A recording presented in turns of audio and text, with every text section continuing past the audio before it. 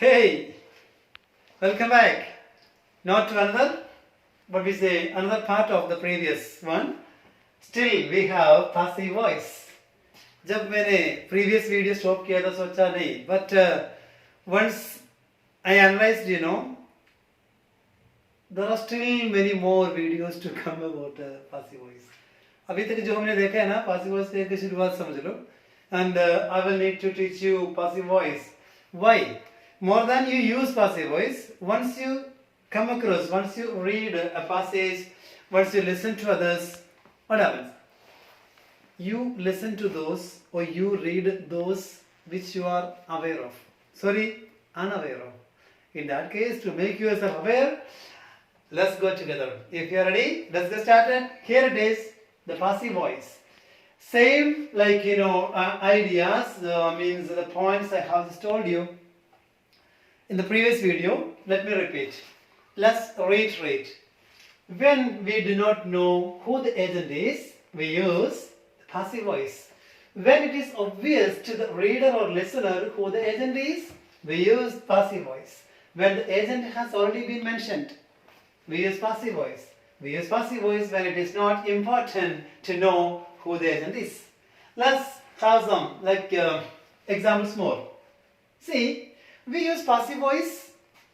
In active voice, we use to show who has done an action, who has performed an action, or who performs an action, who is performing an action. I am performing an action now. I am teaching grammar. I am teaching you passive voice. So here we have what happened last night at the museum. Okay, that is what we are going to see. See, masked thieves stole.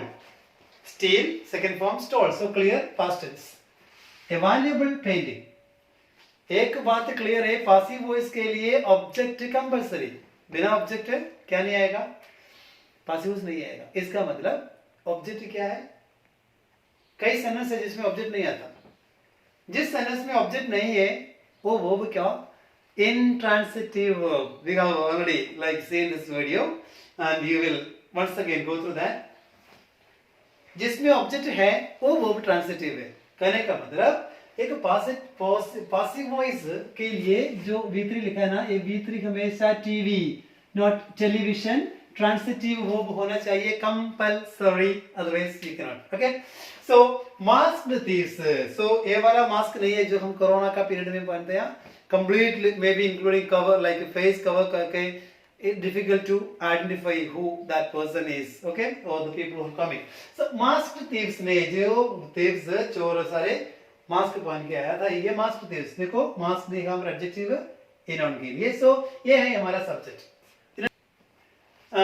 masked thieves stole, second form, steal, stole. and क्या चोरी किया? a valuable painting.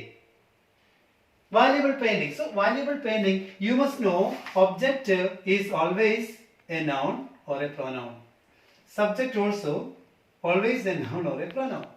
Right. So here a valuable painting object है. इसका मतलब चोरी किसका हो गया? इन्होंने क्या चोरी किया? valuable painting चोरी किया है. अभी बाकी इंफॉर्मेशन प्लेस, कहाँ से चोरी किया, कब चोरी किया, किसके साथ हो गया, क्यों हो गया, कैसे हो गया, इसका है बाकी फर्दर इंफॉर्मेशन. बेसिकली सब्जेक्ट है, वर्ब ऑब्जेक्ट. सो यहाँ पर पता लग गया एक चोरी वाला एक्शन परफॉर्म्ड बाय whom, मतलब किसने परफॉर्म किया. किसने परफॉर्म किया? इन्होंने चोरी किया. I teach you English. I teach you English. इसमें देखो कल का नेक्स्ट वीडियो की बात कर रहा हूँ. I teach you English. So देखो subject, verb, object, object, two objects है इसमें. सो जब टू ऑब्जेक्ट्स का पासिव वॉइस में काफी कंफ्यूजन हो जाता है, कैसे है क्या है, मतलब नहीं. So next video we will go with this and that is the case for the next video. अभी हमारा आज का वीडियो सही करें. सो यहाँ पर पता लग गया उन्होंने क्या किया, ये काम किया. किस चीज का काम किया? उस चीज का. कहां से किया? राइट. सो जब इसको पासिव वॉइस में चेंज करेंगे, पासिव वॉइस में जो object of the active voice becomes subject of the passive voice. कहने का मतलब यहाँ पर वैल्यूएबल पेंटिंग, देखो वर्ब के बाद वाला ऑब्जेक्ट को स्टार्टिंग में लगाया, ऑब्जेक्ट, इसके बाद जिस टेंस में बोला है उसका पासिव बी फॉर्म चाहिए, स्टॉल पास्ट है, पास्ट का पासिव वॉइस क्या है, वॉस।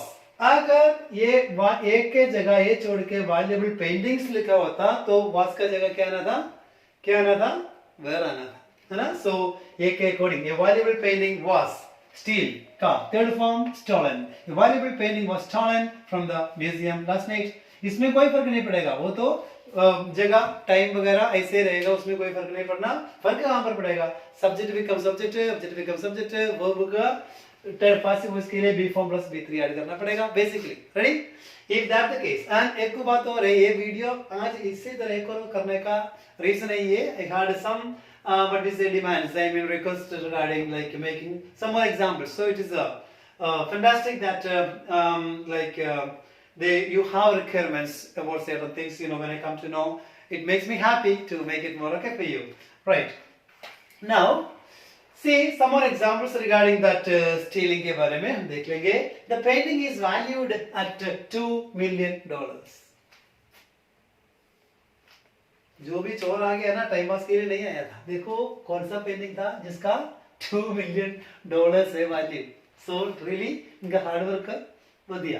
ओके, इज वैल्यूड हमारे लिए बात क्या, is valued B form plus बी3, इसके लिए बी फॉर्म वीडियो देखो, कंफर्म हो जाएगा कौन कौन सा है B form. Okay, so is plus बी3 in if you see dictionary और grammar books you will see B form plus past participle is the rule. Okay, so यहां पर सिंपलीफाई करके बोला इसके साथ V3, that is a point of what. So देखो the painting is valued at $2 million। अगर इसको एक्टिव वॉइस में चेंज करना, सो हमारे को क्या चाहिए, एक्टिव वॉइस का स्ट्रक्चर क्या है, सब्जेक्ट वर्ब ऑब्जेक्ट। सो हमारे को क्या चाहिए, इसका वैल्यू कौन देता है, मे बी म्यूजियम वालों ने, म्यूजियम वालों इसको कितना वैल्यू समझता है, इतना। सो कहने का मतलब the museum values for example URTAUGHT, you are taught daily। इसमें आप कैसे आइडिया निकालोगे, you are taught daily। एक बात क्लियर है, ये R plus taught, I mean B form plus बी3 देख के आपको पता लग गया ये पासिव वॉइस है। अगर इसका एक्टिव वॉइस में समझना होता क्या करना पड़ेगा आपको, तो बी फॉर्म प्लस बी3 का मतलब ये सब्जेक्ट नहीं ऑब्जेक्ट है, तो ऑब्जेक्ट हो गया, बी फॉर्म प्लस बी3 हो गया, डेली मतलब क्या होगा, फ्रीक्वेंसी बता दिया। तो इसमें ए नहीं पता किसके द्वारा, ये आपकी एक चॉइस है। इन जो भी रीडिंग आप देखोगे कई बार नहीं 90% है, 95% इसमें by plus agent, by plus agent नहीं आता, तो वहां पर कहीं करोगे समझना पड़ेगा। यू आर टॉट मींस, इसके लिए आपका एक रिक्वेस्ट है मेरा आपके लिए, टेंसेस एक बार क्लियर करना पड़ेगा, अदरवाइज वेस्ट। ओके, टेंस क्योंकि अपना टेंस में अलग अलग टेंस में रिक्वायरमेंट के अकॉर्डिंग यूज करने के लिए आपको चाहिए नॉलेज इसके बारे में। सो यू आर टॉट, जैसे यहां पर देखो was stolen, valuable painting was stolen he is here, not was stolen, was stolen कहां से आ गया, सेकंड फॉर्म से आ गया, है ना। तो यहां पर was के जगह इधर क्या आ गया, r आ गया, stolen के जगह थर्ड फॉर्म तो हर टेंस में आएगा। अभी इधर r आ गया मतलब was पास्ट में आ गया तो r प्रेजेंट में आएगा। तो you are taught डेली का एक्टिव वॉइस बनाने हो तो एक सब्जेक्ट को निकालना पड़ेगा, सिखाया जाता है आपको, किसके द्वारा, किसी का। For example I will take my, एक टीचर का नाम ले लेंगे विनिसा। सो विनिसा ये प्रेजेंट में हो गया, प्रेजेंट में टीच का क्या है, टॉट का क्या है, टीच आएगा। तो सब्जेक्ट कितने हैं, एक है। सो डेफिनेटली सिंपल प्रेजेंट में जब सब्जेक्ट सिंगल है वर्ब भी सिंगल होना चाहिए, क्या बन गया, टीचर्स। अभी क्या बन गया, ये पासिव वॉइस का object active voice, sorry passive voice का सब्जेक्ट एक्टिव वॉइस का क्या बनेगा, ऑब्जेक्ट बनेगा। सो वो के बाद क्या लगाया, अब देखो विनिसा टीचर्स यू, इसका passive voice you are taught by. अभी क्या रह गया, क्लियर। सो यहां पर the painting is valued at this, इसका मतलब इसको वैल्यू कौन देता है, मे बी द वर्ल्ड और मे बी द दुनिया कलाकार लोगों का और दुनिया और द म्यूजियम वालों ने उसका इतना समझा है और जिसने बनाया उन्होंने इतना इसका वैल्यू रखा है, तो क्या द इज वैल्यूड कैसे करेंगे, आर टोट के अकॉर्डिंग, वाज टोलन के अकॉर्डिंग एक्टिव वॉइस में कैसे बनेंगे, the museum values the painting कितना उतना आप देता है।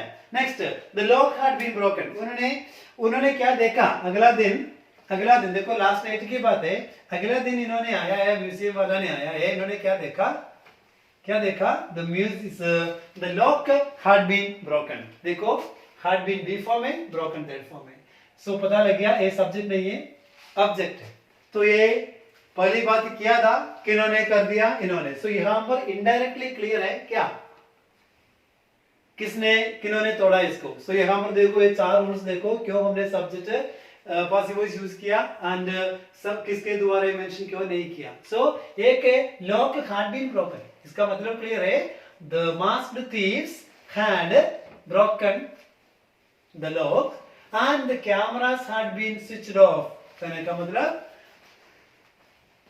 masked thieves had switched off the cameras. So देखो एक्टिव वॉइस में यही सेंस है, बट पासिव वॉइस का स्ट्रक्चर है जहां पर एक्टिव वॉइस का कोई वैल्यू नहीं है, passive voice is used in very less cases, but जहां पर पासिव वॉइस है वहां पर एक्टिव वॉइस का कोई वैल्यू नहीं, right. Okay, other museums have been warned to take extra care, other museums पता लग गया, हैव बीन बी फॉर्म है, बी फॉर्म के बाद V3 का मतलब पहले आएगा object. So other museums have been warned to take extra care, मतलब ये जो म्यूजियम जहां हमारे काम हो गया उन्होंने बाकी म्यूजियम्स को चेतावनी वार्निंग दिया है, ध्यान दे दो, अदरवाइज तुम मजा ले, तुम वाला तरह एक चोरी यहाँ पर होने का संभावना है। So other museums have been warned to take extra care means जहां पर जो म्यूजियम में चोरी हो गया वो म्यूजियम्स ने क्या किया, बाकी म्यूजियम्स को वार्निंग दे चुका है, एक्स्ट्रा केयर रख लो, राइट। सो ये पासिव वॉइस का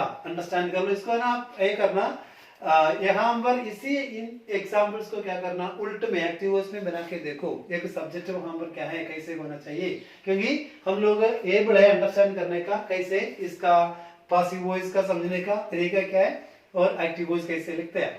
staff at the museum will B question, देखो स्टाफ एट द म्यूजियम, उधर जो भी स्टाफ है विल बी फॉर्म हो गया, क्वेश्चन V3 पासिव वॉइस है, ये ऑब्जेक्ट है, किसके द्वारा, इधर बाई पॉलिसी लिखने का रीजन क्या हो सकता, एक तो जो म्यूजियम अथॉरिटी, म्यूजियम का जो हेड है वो उनको क्वेश्चन कर सकते हैं, बट पुलिस भी कर सकता है, कोई भी है ना लीगली। सो यहाँ पर पुलिस को बुला रहे हैं, उन्होंने क्या करेगा, पुलिस किसको क्वेश्चन देगा, क्वेश्चन करेगा, इंट्रोगेशन वगैरह उधर का स्टाफ को पूछेगा कि सीगा कि मैं सारे कुछ कैसे था, सारे कुछ पूछ सकते हैं। So staff at the museum will be questioned by the police tomorrow, इसका मतलब police will question the staff at the museum tomorrow. And finally museum security is to be improved, museum security is to be improved, देखो is plus ये सारे to be improved, to improve का passive voice है to be improved, for example to love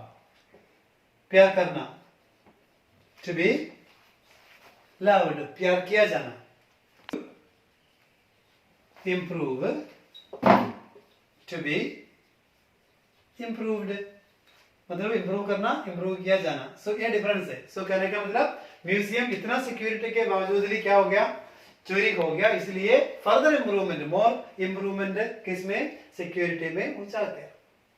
ready, how easy, how easy means only in the way that you understand. इसलिए पहले important बात है, सबसे पहले आपका first priority should go for learning the accuracy, I mean the pattern of the tenses, active voice, passive voice, tenses आप पक्का करो, आपको आता है, बाकी it's not going to be a big deal for you, it's very such a deal that you have to speak like your mother tongue. Okay, that could be anything.